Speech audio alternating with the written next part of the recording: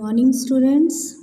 बच्चों, एक बार फिर हम लौट आए हैं अपनी हिंदी की कक्षा में।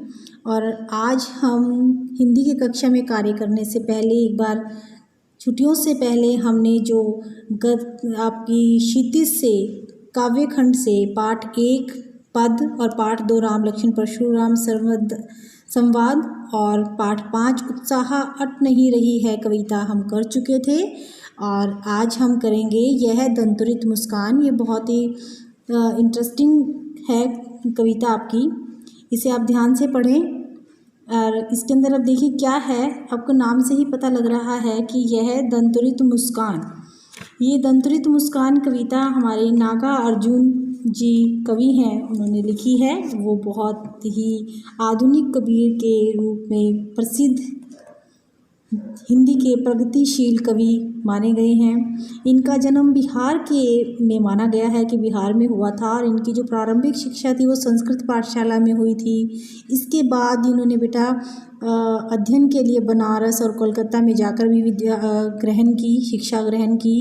इन्होंने बौद्ध धर्म की शिक्षा भी ग्रहण की, दीक्षित से ये बौद्ध धर्म की शिक्षा से। उसके बाद ये मैथिली के प्रखंड पंडित सीताराम झा से भी इन्होंने जो है भाषा, छंद और अलंकार की शिक्षा ग्रहण की थी, जिन्होंने आज ये हमें दंतुरित मुस्कान कविता दी है। ये 5 दशक तक हिंदी साहित्य को समृद्ध करते रहे और अंत में 1998 में हमारे नागार्जुन जी जो हैं वो उनका देहांत हो गया।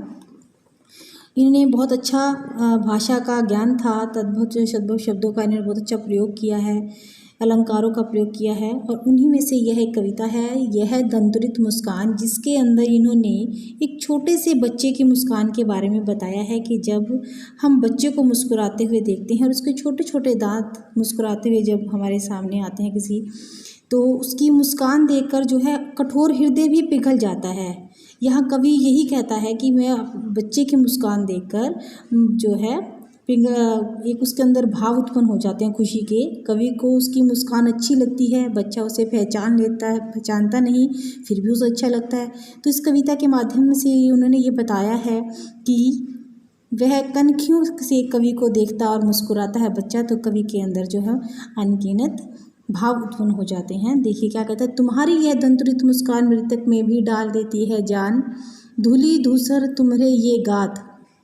अब वो क्या कह रहे हैं यहाँ पर, तुम्हारी है, कवि कहता है अपने बच्चे को की मुस्कान को देखते हुए संबोधित करते हुए कि तुम्हारी यह जन्म के बाद उसे पहली बार देखता है जब कवि, और उसे कहता है कि बच्चे की जो ये दंतुरित मुस्कान है, धूली धूसर यानी कि धूल से सना हुआ जो शरीर के ऊपर मिट्टी लगी होती है, गाद यानी शरीर, तुम्हारा शरीर पर जो ये मिट्टी से सना हुआ है शरीर है, इसे देखकर ऐसा लगता है मानो छोड़कर तालाब तुम पा तालाब में मेरी झोपड़ी में खिल रहे जलजात यानी कमल के फूल, कि तालाब में जैसे फूल जो है कमल का खिलता है, वह तालाब को छोड़कर मेरी झोपड़ी में आकर तुम खिल गए हो, तुम एक कमल के फूल के समान हो।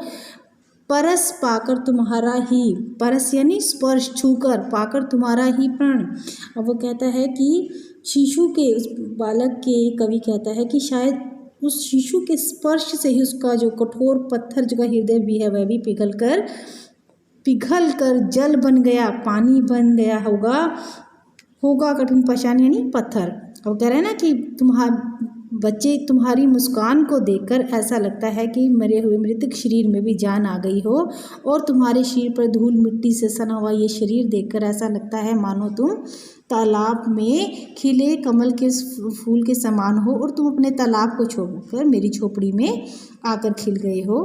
परस यानी छू कर तुमने जैसे मुझे छुआ है, तो तुम्हारे छूने से, स्पर्श होने से मेरा जो कठिन पाषाण कठोर हृदय जो है वो भी पिघल कर पानी बन गया होगा।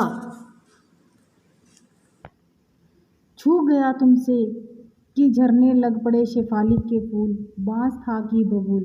अब कवि यहाँ क्या कह रहा है कि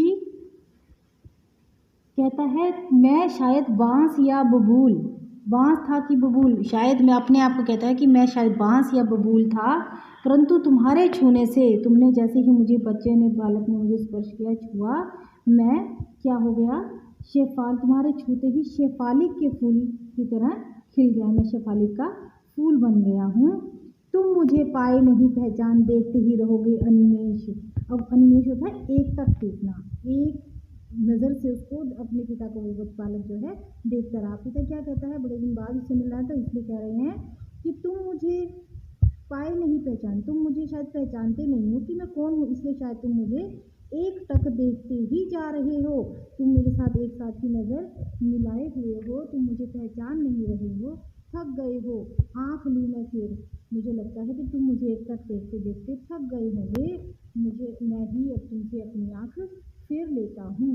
क्या हुआ यदि हो सके परिचित ना पहली बार, यदि तुम्हारी माँ ना माध्यम बनी होती आज। अब वो कवि क्या कहता है कि कोई बात नहीं, यदि तुम मुझे पहली बार पहचान नहीं सके हो, परिचित नहीं हम एक दूसरे से हो चुके हैं, परंतु हमारी पहचान कराने वाली यदि तुम्हारी माँ ना माध्यम बनी होती, क्योंकि तुम्हारी माँ मेरे और तुम्हारे बीच की माध्यम है, बीच का जरिया है। तुम्हारी माँ ने ही तुम्हें पहचान कराई कि मैं तुम्हारा पिता हूँ और तुम मेरे पुत्र हो, तो माध्यम बनी होती आज।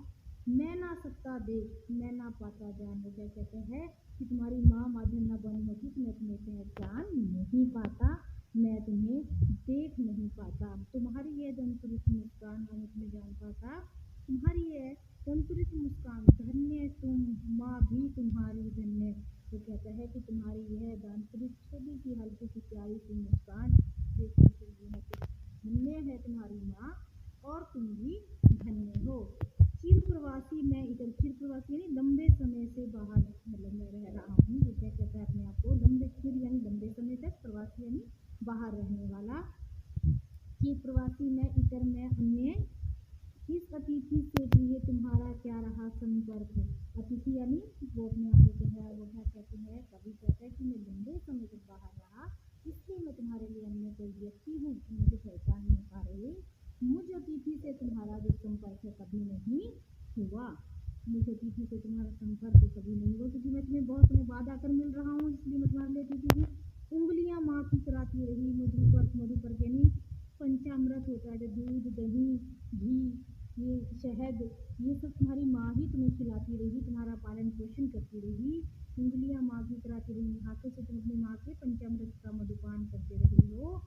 देखते तुम इधर कनखी मार, कनखी यानी टेढ़ी नजर से, टेढ़ी आंखें करके तुम मुझे जो है वो क्या कह रहे हैं, तुम तिरछी निगाह से मुझे देखते हो और हमारी आंखें फिर मिल जाती हैं और होती हैं जबकि आंखें चार। जब तुम मुझे टेढ़ी नजर से देखते हो तो मेरी आंखें तुम्हारी आंखों से मिलती हैं और हम दोनों की आंखें चार हो जाती हैं। और तब तुम्हारी दंतुरित मुस्कान मुझे लगती बड़ी ही शर्मीमान, और जो तुम्हारी ये छोटे छोटे दांतों वाली मुस्कान है मुझे बहुत ही अच्छी लगती है। यहाँ पर भाव ये है कि बहुत समय तक घर से दूर रहने के कारण कवि अपने बच्चे की बाल सुलभ क्रियाओं से अनजान था, और आज वो जो बच्चे की छोटी सी दंतुरित मुस्कान को देखता है, वे अपनी पत्नी के प्रति धन्यवाद प्रकट करता है और उसने उनके शीशे के बीच में जो उसको पंचामृत का प्रेम से पालन पोषण किया है और अपनी पत्नी को धन्यवाद कहता है। आज इस कविता में हमने एक कवि के भाव, मन के भावों को समझा कि वो अपनी बच्चे के बालक मुस्कान को देखकर कैसे प्रफुल्लित हो जाता है।